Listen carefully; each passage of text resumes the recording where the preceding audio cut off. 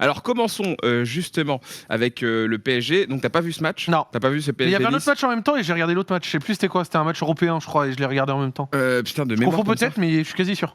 Je vais- Oui, je vais- c'était samedi soir 21h. C'était le Real à Madrid. 21h. C'était le Real Madrid. J'ai regardé le Ah Real bah Madrid. toi en fait t'as regardé l'adversaire. Ouais, oui, j'ai regardé le Real Ok Madrid. bah ouais. parfait, bah justement tu pourras parler du Real. Quentin, toi t'as vu le PSG ou tu J'ai regardé de travers, mais je te laisse la Ok. priorité Eh si bah, tu as vu le match en entier. Eh ben après, moi je vous donne mon avis comme ça. C'est vrai que vous savez que moi je suis un peu supporter, mais c'est vrai que c'est très inquiétant. Il y a un vrai problème, c'est qu'en fait aujourd'hui tu te rends compte que Mbappé dépendance. voilà, ça c'est assez terrible. Mais en fait, au-delà de la Mbappé dépendance, c'est que ce que je comprends pas, c'est pourquoi t'as pas de schéma alternatif, pourquoi t'as pas de compo qui peut te permettre justement de sortir de ce truc où tu sais très bien que aujourd'hui ça tourne essentiellement autour de lui, ton jeu est vraiment basé sur lui. Pourquoi t'as pas un truc alternatif? Alors on va me parler de la méforme de Neymar qui revient, qui a besoin de retrouver des sensations, franchement qui à chaque pas s'enfonce dans le terrain, ça fait vraiment de la peine à voir. On va parler de Messi, il y a eu des gros débats ici qui se cherchent encore, était peut-être un petit peu mieux, mais tu sens qu'en fait c'est pas assez régulier encore.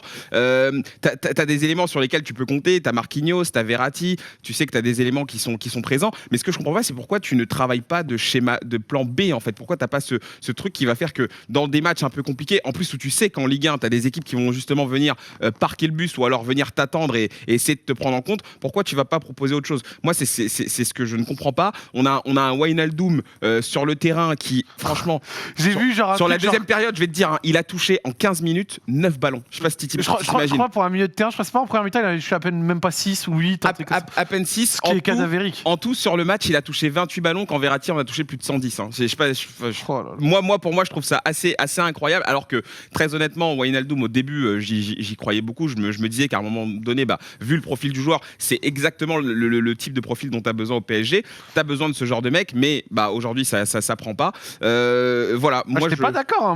Moi, à l'époque, je dis. Je sais, mais moi, c'était une conviction. Et pourtant, aujourd'hui, je dois bien admettre que le mec, il est pas. Tu veux un top milieu un peu technique qui va te ramener quelque chose et qui va faire en sorte que tes gros leaders ont peut-être pas besoin de constamment redescendre pour remonter le ballon, c'est pas Wijnaldum qui va t'apporter ça.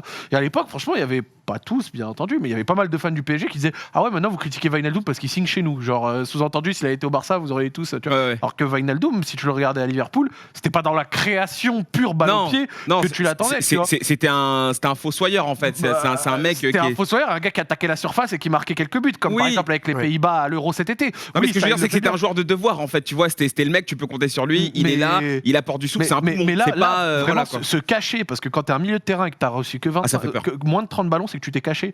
Et te cacher à ce point, c'est-à-dire faire en sorte d'être très peu atteignable, pas squatter les lignes de passe, rester bien à côté du mec qui te marque, éviter de trop te démarquer, ça fait peur quand même. Non, mais ça fait peur. Et ajouter à ça, bien sûr, cette inefficacité offensive. Aujourd'hui, Di Maria, tu sens bien que en fait, ils sont en train de le perdre, littéralement. Di Maria, qui est justement ce joueur qui est très apprécié par les supporters, qui a ce truc où quand il faut se battre, le mec, tu sais qu'il va se battre. Et en Di fait, Maria ils sont en train de le perdre. Di Maria en Champions, ça a souvent quand même été très bon dans un registre un peu différent, à savoir déjà un attaquant qui défend parce que lui, il arrive à les mettre sur le terrain et à se donner à fond. Et il fait les efforts défensifs, donc Di Maria peut faire beaucoup de bien. Il peut faire beaucoup de bien aussi s'il rentre parce que dans la création et dans la percussion, il peut arriver à apporter quelque chose. C'est vrai que je suis d'accord avec toi, avec la sensation qu'il y a un nouveau Di Maria qui a un certain mal-être. Il est usé, il est usé mentalement. Il est pas blessé ? Non, il était là. Non, il est pas blessé. Il a raté un gros piqué d'ailleurs face à Benitez, alors que normalement il rate très rarement quand même des occasions comme ça. Ça c'est du petit lait pour lui. Ouais, c'est ça, c'est la spéciale. Tu sais, quand il arrive un peu en diagonale, il met un petit piqué. Là, le il a raté. Qu'il met en finale de Copa, il te le met pied droit en plus. Là, il le rate. C'est exactement le même. Mais non, moi, je suis d'accord avec toi. Je sens qu'il y a quelque chose. C'est lui qui a payé vraiment l'arrivée de Messi parce qu'il a de moins en moins de temps de jeu et de place. Mais sur un match de Champions League, Di Maria peut être très précieux. Question, le match de Nice, c'était comment? Parce qu'en coupe, je m'en rappelle, quand Nice gagne, c'était apparemment le bus et les pénaltys. Là, ça a dit quoi? Est-ce que Nice a été un peu plus ambitieux? Nice ou alors ils ont été plus ambitieux, mais ils n'ont pas eu trop d'occasions? C'est quoi le... Ils en ont eu un peu. Gouiri qui en a deux. En fait, alors Gouiri a été très bon, a fait très très mal. De l'autre côté aussi, Bernat a beaucoup souffert aussi sur ce match-là. Ils n'ont pas été ultra ambitieux, mais en tout cas, je veux dire, contre Paris, tu sais très bien comment ça marche en Ils général. La victoire tu les laisses venir se casser les dents sur toi, pardon. Ils sortent. Non, après, tu peux leur rentrer dedans aussi. Après, Non, mais la logique quand tu joues le PSG, c'est que tu les laisses venir et que au fil du match, ça va ouvrir des espaces que toi tu vas exploiter. Et c'est souvent sur les côtés. Bon, là, d'un côté, t'as Kehrer qui est peut-être plus intéressant défensivement qu'un Hakimi, mais Gouiri a quand même pu s'exprimer. Tu vois, Gouiri a été très bon sur ce match-là. De l'autre côté, comme je te l'ai dit, ça a été très compliqué justement de contenir les attaques niçoises. Et puis à la fin, t'as un centre qui part, le centre. Je l'ai vu par contre le centre. Tu l'as vu, le centre, il est d'une beauté. De Stengs, exactement, qui est d'une beauté. Et derrière, tu te prends une clim. Après voilà, moi Nice, en vrai, ils font pas un match de fou. C'est franchement D'ailleurs, le match était un peu une purge en vrai. J'avais même lu qu'apparemment, pour un deuxième de Ligue 1, enfin un deuxième, troisième de Ligue 1, les ambitions de Nice, c'était pas si folles sur ce match-là. Elles étaient très légères. Bon, bien sûr, sans dire forcément que, parce que je l'ai pas vu, qu'ils avaient parqué le bus. Apparemment, j'ai vu des mecs, c'était quand même en mode bon, c'est le troisième de Ligue 1 quand même. Vous pouvez faire un peu plus. En fait, le truc, c'est que tu parquais le bus, mais face à toi, t'as un PSG qui est très inefficace. Di Maria, on en a parlé, qui était extrêmement maladroit. Enfin, c'est pas que sur le piqué, hein, c'est aussi sur plein de remises, sur plein de transmissions.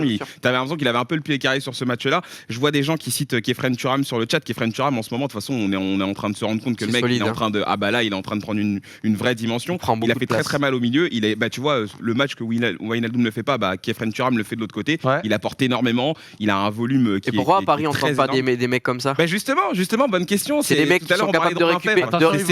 Ils vont dire que pour Paris c'est tarif 150 millions et les autres c'est 15 euros. Ça c'est pas totalement faux, mais ce que je veux dire c'est que Paris, quitte à aller surpayer des stars avec des salaires faramineux, peut-être essayer de temps en temps d'avoir des mecs qui connaissent la Ligue 1.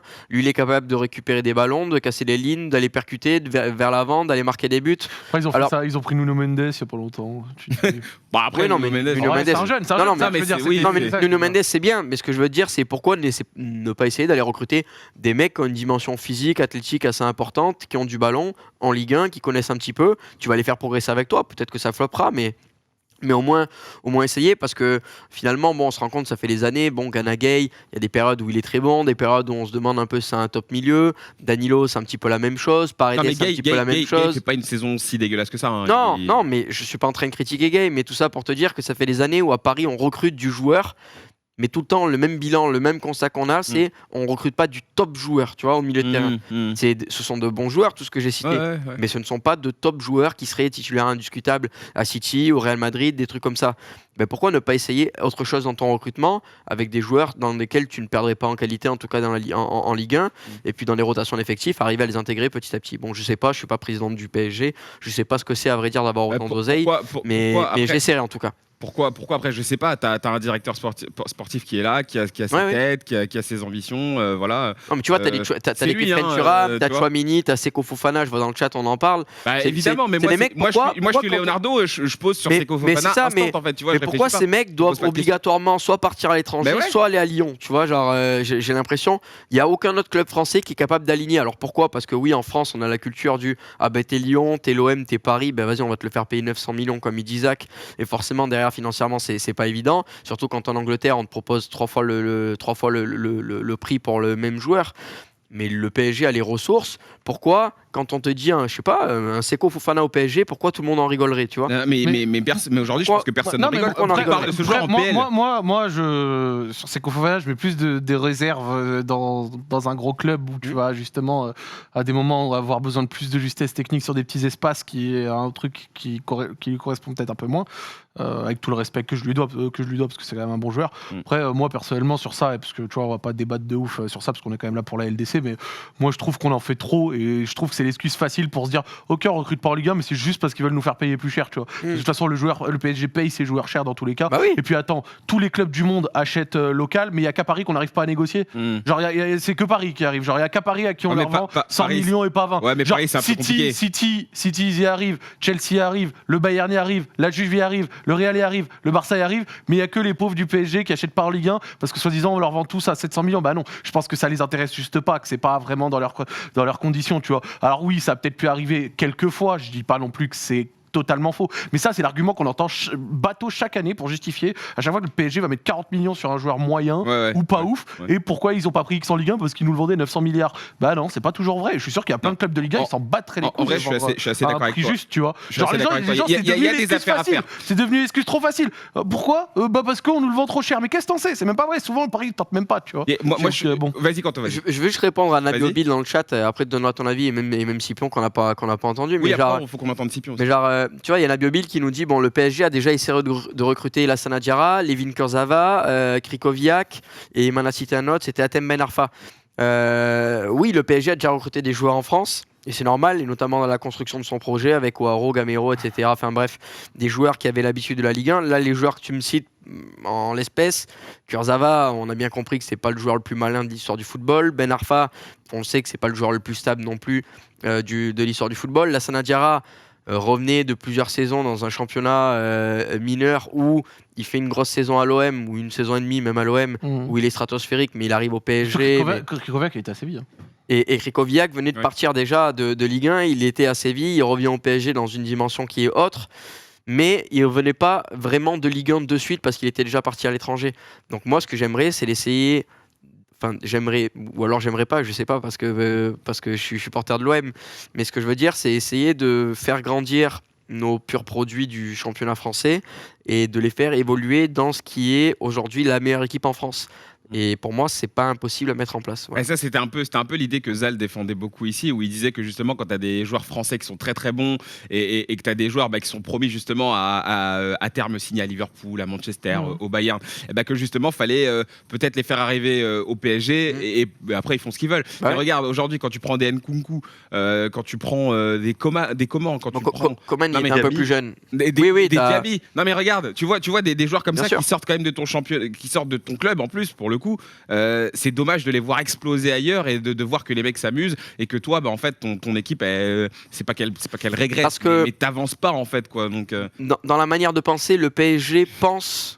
Enfin, c'est mon avis. Le PSG pense qu'ils ont besoin de joueurs qui sont déjà. Non, mais il faut que ça brille tout de suite. Voilà. C'est ça, c'est le soit des joueurs qui soient prêts. Qatar. Et le problème, c'est que Diaby, quand il jouait, on voyait qu'il avait beaucoup de qualité, mais il n'était pas assez prêt, pas assez mûr, pas assez au top pour évoluer dans cette équipe du PSG. Et c'est là où je suis pas d'accord. Tu peux avoir des joueurs qui sont en développement, qui sont en pleine croissance, en plein essor. T'es pas obligé d'avoir des produits finis, en fait. Et le PSG ne veut uniquement des produits finis aujourd'hui. Entendons un peu l'avis de Scipion, justement. Scipion, sur ce PSG 10, après on parlera donc de PSG Real. Toi, comment t'analyses les choses? Comment tu vois ce PSG? Est-ce que tu as l'impression justement que le club est un peu à un tournant et un peu en train de reculer, alors qu'il y a quelques semaines encore, on disait que c'était assez fort ce qu'ils avaient fait contre le Real? Comment tu vois les choses, toi? Ouais, forcément, je me pose la question un peu comme tout le monde, ce serait quoi le visage du PSG si Mbappé partait à la fin de son contrat en juin prochain, parce qu'il y a de quoi être inquiet. C'est vrai qu'il y a pas mal de rencontres où on voit que cette équipe est extrêmement Mbappé dépendante et qu'il y a des très grands joueurs sur le terrain, mais qui arrivent tout simplement un peu plus à s'exprimer, qui ont des soucis physiques, des problèmes d'adaptation comme Neymar, Messi.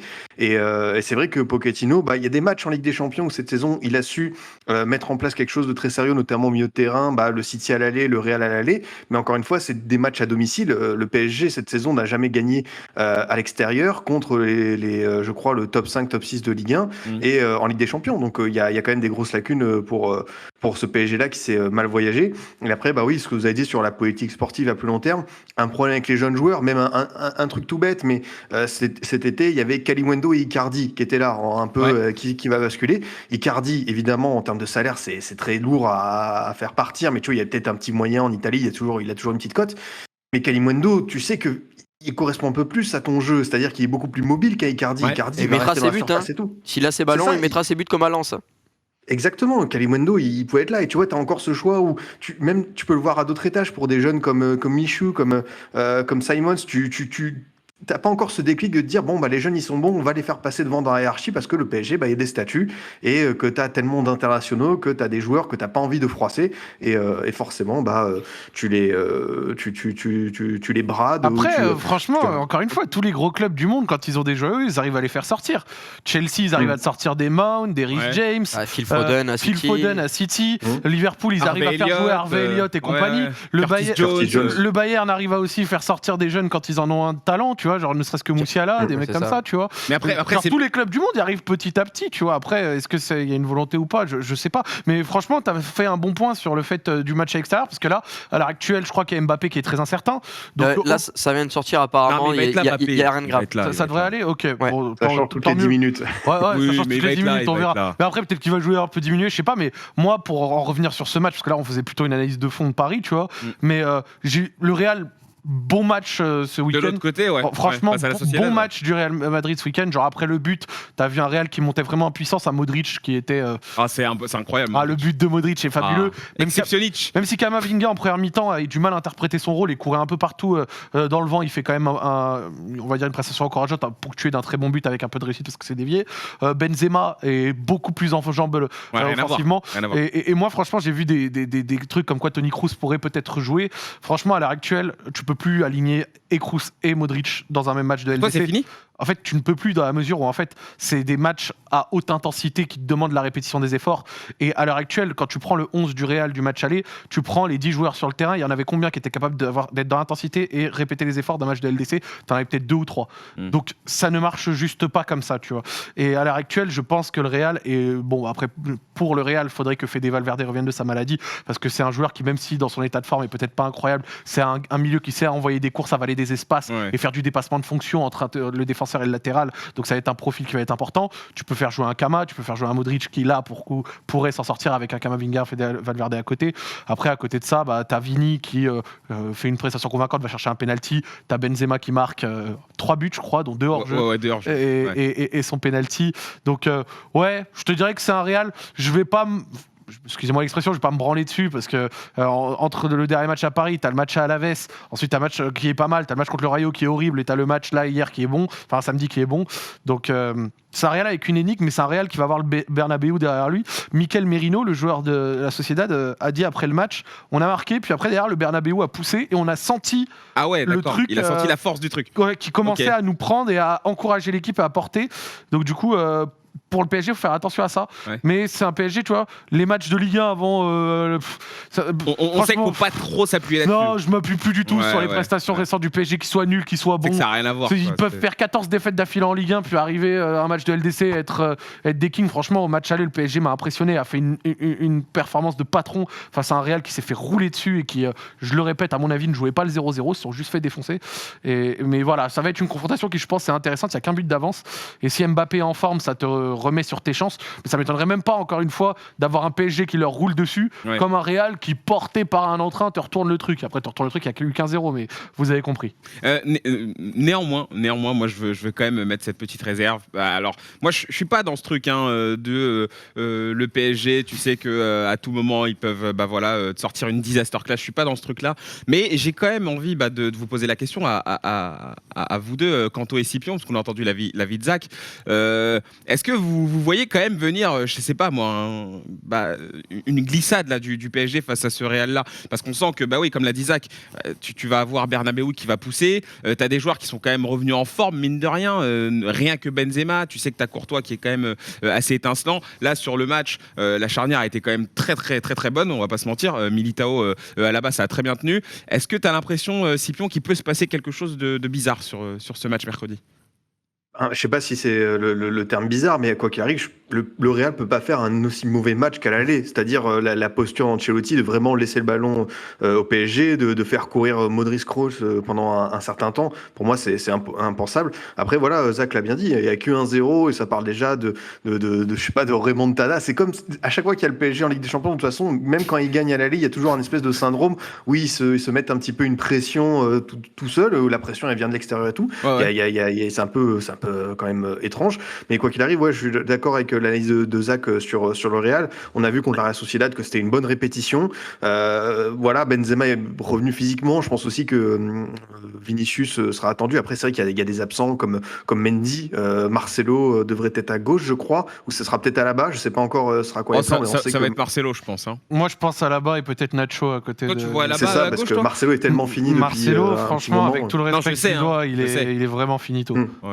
J'aime pas me prononcer trop rapidement sur les joueurs, mais Marcelo, je le trouve vraiment. Ouais, mais après, c'est un joueur d'expérience, même si c'est vrai qu'il est fini. Non, mais. Là-bas aussi. Bon, d'accord. Non, mais c'est que la charnière, elle a bien marché. C'est pour ça que moi, je me demande pourquoi tu vas. J'entends, mais parce que je trouve que t'es mieux avec Alaba à gauche et Nacho Militao que Alaba central et Marcelo sur le côté. Enfin, c'est mon avis. Ok, Scipion, on t'a coupé. Non, j'avais presque fini en me disant aussi que c'est vrai que par rapport au PSG, voilà, ils ont cette espèce de préparation en Ligue des Champions où ils savent élever leur niveau, et c'est vrai qu'il y a une grosse différence par rapport à la Ligue 1, à l'état d'esprit.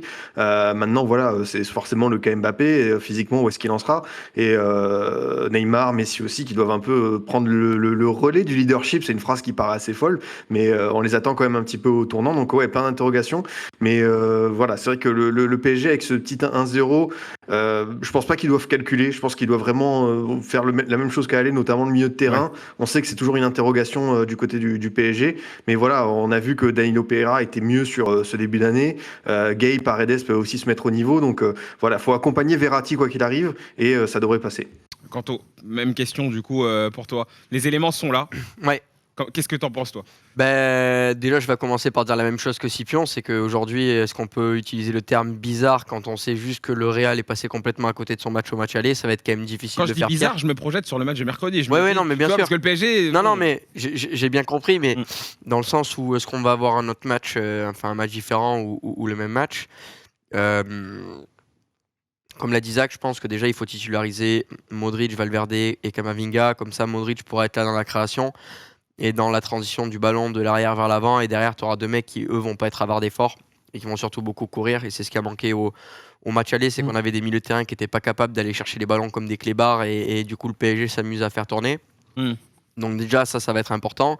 Après, à savoir aussi si défensivement parlant avec Marcelo tu vas pas tirer une balle dans le pied, parce qu'on voit que Marcelo, le pauvre, il a bien fait la fête visiblement dans sa jeunesse, parce que là il est en train de morfler. Après franchement Marcelo il est arrivé au Real en 2006 je crois. Il y a 2006 ou 2007. Il a quoi? Il a 33? Très longtemps. Je sais pas, 35, il a au moins 35. Je sais pas s'il a 35, mais surtout il est arrivé au Real en 2006 ou en 2007. Je veux dire, ça fait 16 ans que t'es genre au bout de 16 ans t'as bien le droit d'être finito. Ah ouais, non mais complètement. 33, tu vois, c'est ce qui me semblait. Il a 33 ans. Ah ouais, d'accord. Le pire, c'est qu'il est pas vieux du tout. Enfin, pas vieux du tout, toute proportion gardée. Mais non, je pense que. Enfin, moi, je m'attends à un réveil du Real Madrid. 2006, c'est dingue. Je m'attends à un réveil du Real Madrid. Je m'attends à avoir un Real Madrid plus dominateur, avec un football plus orienté vers l'avant. On sait qu'Ancelotti était un petit peu déçu de la prestation des joueurs, et à juste titre. Maintenant, on a déjà fait un débat la semaine dernière sur la règle du but à l'extérieur ou pas. Il faut quand même pas oublier que le Real joue le PSG, qui aujourd'hui a peut-être le plus gros effectif, ou en tout cas un des plus gros effectifs d'Europe, et que le Real à l'extérieur n'avait aucune raison d'aller chercher à faire le jeu. Donc est-ce qu'on a vu un Real qui est passé complètement à côté de son match? Oui. Ou qui a calculé. Mais est-ce que c'était pas un Real auquel on pouvait s'attendre à voir un petit peu aussi, tu vois? Un Real qui joue en transition. Ça, c'est pas la première. Non, en Super Coupe d'Espagne et ces derniers temps face au Barça, le Real les prend souvent sur des contres, parce que le Barça avait en tout cas du mal à défendre haut. Enfin, a toujours un peu de mal à défendre haut, mais est meilleur maintenant. Mais bon, bref, c'est pas le sujet. Mais ce que je veux dire, c'est que oui, tu pouvais t'attendre à voir un Real jouer en transition. Mais là, c'est pas un Real qui a joué en transition, c'est un Real qui s'est fait éclater. C'est pas la même chose, tu vois. Jouer la transition, c'est-à-dire, ok, j'accepte de concéder un peu le ballon, mais par contre, quand ça ressort vite, bien, et surtout, on n'est pas constamment en danger. Là, c'est un Real qui n'a pas eu un début de maîtrise dans ça. Et les transitions, elles n'étaient pas super bien jouées. Vigny était pris à deux constamment. Paris fait un très gros match au match aller. Pour moi, il n'y a pas eu une sous-jacente où Ancelotti il allait voir le groupe et il dit bon, match aller, pas de but à l'extérieur, on joue le 0-0. Non, c'est juste qu'ils n'ont pas pu faire ce qu'ils voulaient, parce que Paris était vraiment... Je pense que t'es au Real Madrid. Moi, je pense que t'es au Real Madrid. T'arrives devant Kroos, Modric, Benzema, tu leur dis ça, je pense qu'ils t'insultent. Déjà, je te le dis directement, je pense que le vestiaire te lâche si tu leur dis ça. Déjà, c'est des grands champions. Les mecs, tu leur dis pas on joue 0-0 à l'extérieur, but à l'extérieur ou pas. Et ensuite, je pense juste qu'ils se sont fait éclater. Mais ça arrive, tu vois. De temps en temps, dans le foot, ça arrive. Je suis d'accord avec toi. Kanto n'est pas complètement d'accord. Le bilan, le constat est que oui, le Real est passé à côté, mais j'ai quand même une réserve sur les ambitions de jeu du Real Madrid, d'Ancelotti. Et malgré le fait que tu me dises que oui, si tu dis à Benzema, Modric ou Kroos, bon, aujourd'hui, vous allez être un peu... Vous allez devoir courir comme des clébards et faire que défendre. Eux, c'est pas le football qu'ils aiment pratiquer. Mais pour autant... Je me demande s'il n'y a pas un problème d'ambition par rapport à Ancelotti, qui dans son coaching a sans arrêt demandé de redescendre. Je me demande s'il n'y a pas un problème de ça. Et je m'attends vraiment à avoir un Real complètement différent. Ouais, je pense vraiment. aussi. Sur ce coup-là, moi je rejoins quand même Zach, parce que c'est vrai que tu vois la prestation du PSG, tu as vraiment une équipe qui, sur ce match, courait. Ah, mais je suis d'accord avec toi. Et face à toi, tu as une équipe qui, en fait, avait pas la possibilité, avait même pas les moyens, en fait, de défendre quelque ambition que ce soit. Donc, en gros, sur ce match-là, je pense que le Real fait un peu un match. Un non-match. Un non-match, voilà. Je n'osais pas dire non-match, mais oui, ils étaient pas là, en fait. Mais ça manquait Clairement, aussi d'ambition, ils voulaient pas. peut-être jouer la transi, mais bon, bref, ça n'a pas fonctionné. Ouais. En tout cas, franchement, moi, pour ce match, je me permets, ce sera un Real qui sera Ce sera un autre Real, peu en tout mieux, cas. Ce sera un autre Real, qui sera à c'est sûr. charge de revanche. Ouais. Mais à côté de ça, PSG, surtout si Mbappé est en jambes, je les vois aussi être à la hauteur du niveau. J'ai juste une interrogation. Ouais. J'attends de voir l'intégration d'un Ney. Est-ce que tu vas oser le foutre sur le banc? C'est très compliqué. Je sais pas. Et ben dans ce cas, comment va s'articuler ton jeu avec Ney et Messi et Mbappé? On pensait que ce serait peut-être les 4 étoiles au début de saison. Pour l'instant, les 3, c'est pas encore trop ça. Ouais. Donc, je me demande comment ça va donner, parce que est-ce qu'avec un Ney en plus, t'auras l'équilibre que t'apportait le milieu à l'aller, tu vois, avec Danilo, avec Paredes, avec Verratti, où c'était quand même un peu plus constant, tu vois, consistant, je te dirais. Donc, faut voir à ce niveau-là, voilà. Mais parce que Di Maria, il en a fait des allers-retours sur l'aller, et ça, si tu l'as pas lui, faut voir ça. Après, ouais. Neymar en général, il presse un peu en LDC, tu vois. Sur ça, je lui ai jamais trop reproché, et ça, je le sais. Mais à côté de ça, vraiment, je demande à voir, parce qu'en plus Paris a du mal à l'extérieur, comme on l'a dit, donc faut voir. Al-Ittihad, mauvaise perf en Ligue 1, ils ont pas gagné contre un top 5. Kanto. Non, juste pour conclure sur une petite chose et un fait qui me semble quand même important à rappeler. Et il n'y a rien de brillant dans ce que je vais dire, mais quand on parle d'ambition du Real, le Real joue face à une équipe du PSG qui fait partie des meilleures équipes du monde. Du coup, moi, je ne suis pas choqué qu'on se dise, écoute, au match aller, on va aller là-bas avec l'ambition de jouer bas et de ne pas prendre de but. Et au match retour, on est à la maison et on aura la simple intention de marquer un but de plus. Jusque-là, rien de sorcier, pas besoin d'être un mathématicien. Le truc, c'est que dans tout ce que j'ai entendu, moi, dans les analyses, dans les débats, et c'est ce qu'on fait aujourd'hui aussi, on me parle sans arrêt d'un très bon PSG. Et on me parle d'un mauvais Real Madrid. Au match mais au match aller, bien sûr. Mais ce que je veux dire, c'est que la finalité, c'est que le Real encaisse à la 90e minute. Ouais. Donc, tu vois, leur plan, ce fameux Real qui était mauvais, ce fameux Real qui était mauvais a failli faire 0-0 sur la pelouse du PSG face à un bon PSG. Ce qui aurait été un bon finalement. Donc, dans le fond, ce que je veux dire, c'est que je suis d'accord avec vous que le Real a été mauvais, que le PSG a été bon. Mais finalement, les ambitions et le plan a failli être accompli à 5 sur 5, tu vois. Mais pour moi, tu vois, ça a failli être accompli, mais c'était pas le plan. Oui. C'est indépendamment du fait que c'était le plan. Pour moi, ils ne se sont pas dit on veut jouer le 0-0, mais ça a failli être la finalité. Parce que de temps en temps, le football, une équipe qui bétonne à 11 peut tenir le 0-0 tout en étant été nul à chier pendant 80 minutes. En fait, c'est que tu Bienvenue dans ce sport. C'est juste que tu t'en sors en fait. On le dit, de temps en temps, même la moins bonne équipe peut gagner sur 90 minutes. Ça arrive. Exactement. Scipion, juste avant de te libérer, là, sur cette question-là, toi, tu te places comment, toi? Par rapport par rapport à savoir quelles sont vraiment les ambitions du Real, quelles ont été les ambitions du Real à l'aller et celles que le Real aura au retour. Non, je pense pas qu'Ancelotti, comme l'a dit Zach, aller voir Benzema et Modric en leur disant droit dans les yeux, on va jouer défensif, on va jouer pragmatique. Je pense juste qu'il s'attendait peut-être pas à un PSG aussi conquérant, aussi juste aussi, et aussi performant aussi dans les couloirs. C'est-à-dire Hakimi et Mendes ont été quand même excellents à l'aller. On connaissait le danger de ces deux joueurs, mais ça faisait très longtemps qu'ils n'avaient pas sorti un aussi bon match avec le PSG. Donc je pense qu'ils ont été surpris à ce niveau-là. Je pense qu'il y aura l'effet public, il y aura un peu ce moment où le Real aura peut-être l'opportunité de, s'il marque le premier, ça peut basculer. Par contre, je pense que le PSG a une belle colonne vertébrale, à voir si Mbappé sera là. Il y a quand même des garçons qui assurent, Marquinhos, Donnarumma, Verratti, qui seront là un petit peu pour canaliser tout ça. Donc je pense que le PSG peut le faire sans souci. Maintenant, c'est vrai que du côté du Real, c'est... Faut voir. Je trouve que la performance contre la Real Sociedad était rassurante. Néanmoins, on a cité les absents.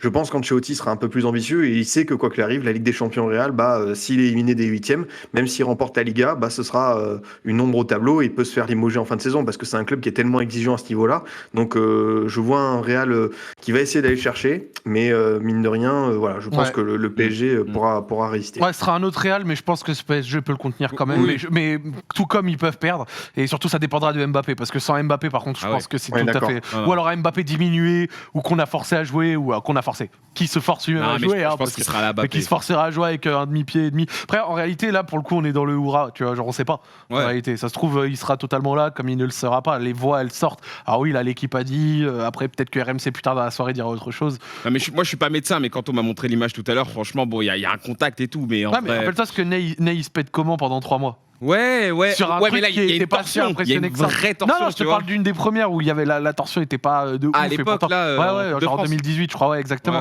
Ouais. Et pourtant, tu vois, il est pas là 3 mois. Donc sur ça, je sais pas. Moi, je dis juste que s'il joue diminué, ça peut se ressentir, tu vois, ça peut arriver. Mais bon, après. Faut espérer que ce soit pas le cas, en tout cas. Bon, bah, en tout Pour cas, les Parisiens. merci beaucoup à toi, Scipion. Franchement, c'était trop cool de t'avoir et d'avoir tes analyses comme à chaque fois. Et puis, écoute, bah, on te revoit très vite dans Hors-jeu, du coup. Bah écoutez, merci l'équipe. Passez une Scipion. bonne semaine.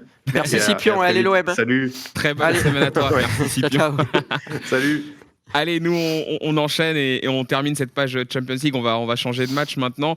Juste dernière question comme ça. Ouais. Navas ou Donnarumma au cash pour vous, là? Donnarumma. Donnarumma, tu penses? Pourquoi changer? Bah, pourquoi changer? ça- Parce qu'au ça va début, être Navas il avait dit qu'il voulait garder justement Ce ce sera Navas côté alternance. Non, pour moi, Navas le match et aller a Donnarumma. scellé le truc. Pour moi, ce sera Donnarumma. T'es sûr de toi? Je pense. Moi, je pense qu'il va mettre Navas. Ouais, t'as peut-être raison. Non, mais ok. Ouais. Je pense aussi. Non, mais c'est vrai ou pas? Non, Je c'est veux vrai, pas te c'est vrai. contredire, t'as peut-être C'est raison. vrai. Toi, Kanto, tu penses Navas, toi? Ouais. Ouais, bon. Ouais, je pense Navas pour continuer à le confirmer parce qu'il est au Real Madrid, parce qu'il peut être revanchard, parce qu'il est là, il veut gagner sa place, enfin il veut garder sa place pour plein d'arguments. Ok.